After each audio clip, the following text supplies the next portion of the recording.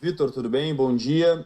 Eu queria que você explicasse para o jogador como é que funciona esse sistema que o Renato vem adotando de rodízio, de girar um pouco mais o elenco, principalmente numa posição que a gente sabe que tem um desgaste um pouco mais elevado, como nas laterais. Como é que está funcionando isso para o jogador e o próprio entendimento do atleta sobre essa questão?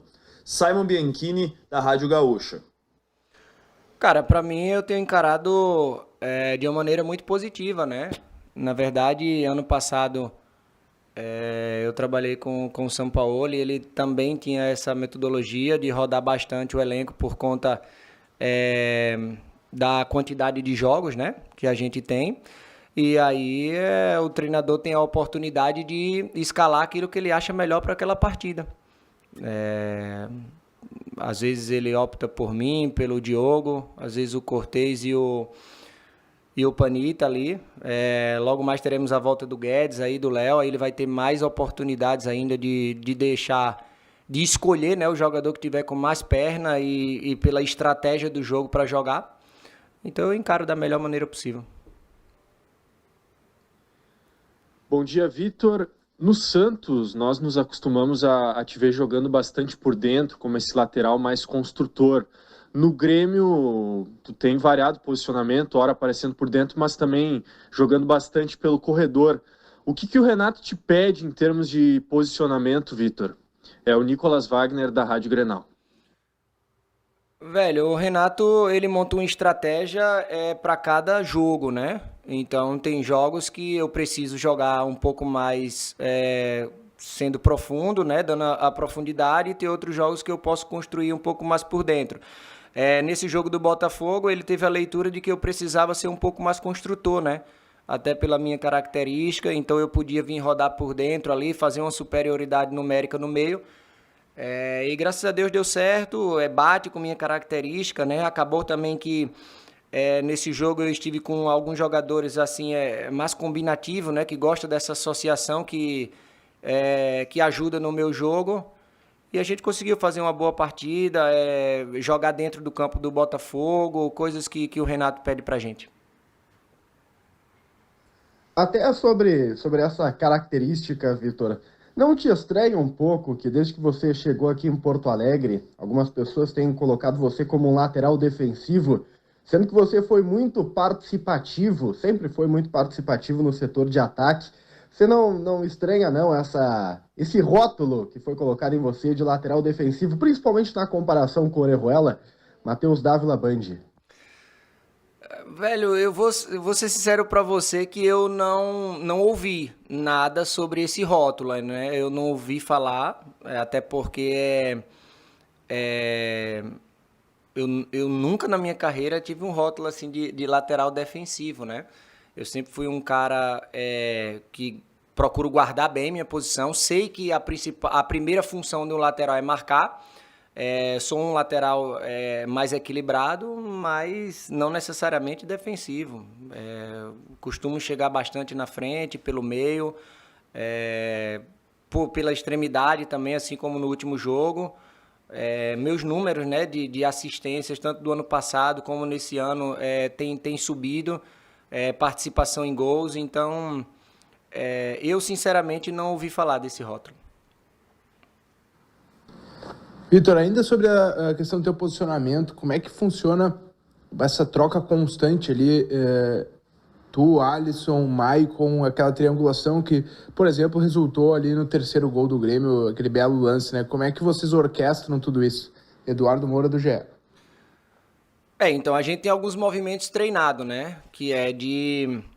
Eu não posso estar falando muito também sobre isso, mas são coisas que a gente trabalha no nosso dia a dia para que a gente consiga confundir o adversário ali, né? Porque se a gente ficar muito estático, às vezes só eu ali na lateral, só o Alisson por dentro, ou vice-versa, acaba que fica muito fácil a marcação, né? Quando a gente alterna ali, às vezes eu por dentro, ele por dentro, às vezes até os dois por dentro, com a caída do centroavante pela lateral, torna mais difícil a marcação. E mais importante que isso a gente estar conseguindo retomar o ritmo, né, de jogo depois de um tempo parado. A gente está conseguindo se entrosar novamente, né? Jogadores que não vinham jogando com muita frequência voltando a jogar, faz com que o Grêmio continue a ser muito forte. Vitor, bom dia. Uma das características das equipes do Renato, neste período que ele está à frente do comando técnico gremista, é a utilização dos lados do campo, fazendo aquela jogada de variação, o lateral passando, fazendo 2-1. Como tem sido para ti essa adaptação na equipe do Grêmio ao longo deste ano de 2020? Jairo Cuba, da Rádio Galera.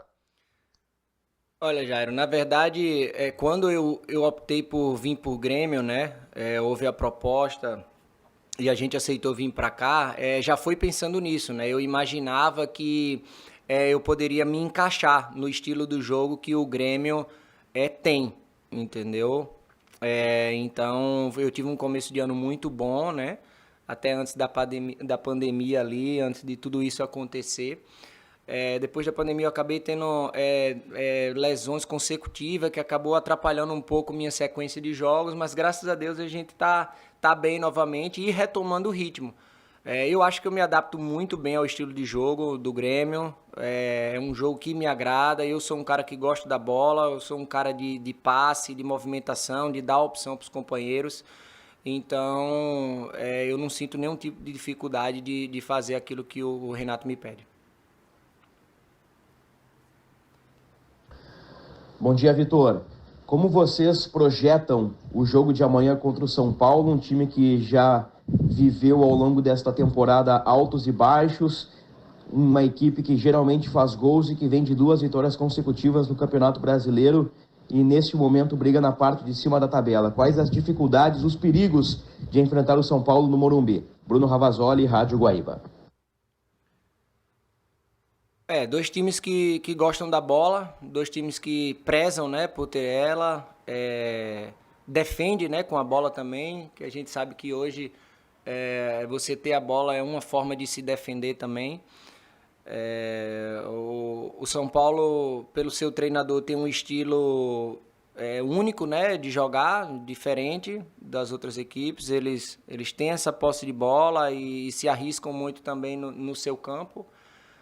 A gente trabalhou em cima disso para a gente tentar tirar proveito, né? Tem tudo para ser um grande jogo, um jogo bonito.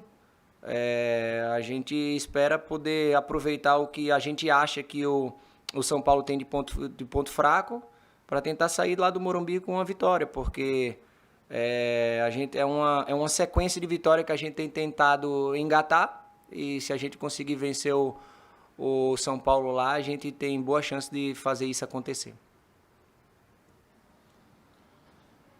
Fala, Vitor. Bom dia. Nessa semana o Maicon retornou à equipe titular. Eu queria que tu falasse do acréscimo técnico que ele dá ao time e também se, pelas características que o Maicon tem, se realmente o Grêmio é um com o Maicon e outro sem esse jogador. Bruno Halper, RBS TV. Cara, o Maicon é um jogador muito importante, né? É referência no grupo, um cara que tem uma característica diferente dos outros jogadores, em posição, liderança, gosta da bola, tem moral, então faz com que realmente o Grêmio seja outro com ele, mas isso não quer dizer que seja somente pela pessoa do Maicon, né? Por exemplo, vou te dar um exemplo.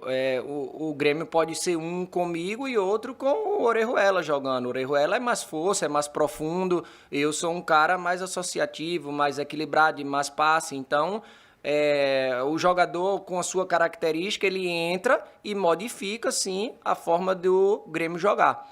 Agora, sem dúvida que o Maicon dá um acréscimo muito grande à equipe do Grêmio pela qualidade do jogador que ele é. Mas o Grêmio também já jogou muito das vezes sem ele e de maneira nenhuma a gente pode depender de um jogador só, né? Por mais que ele seja muito importante.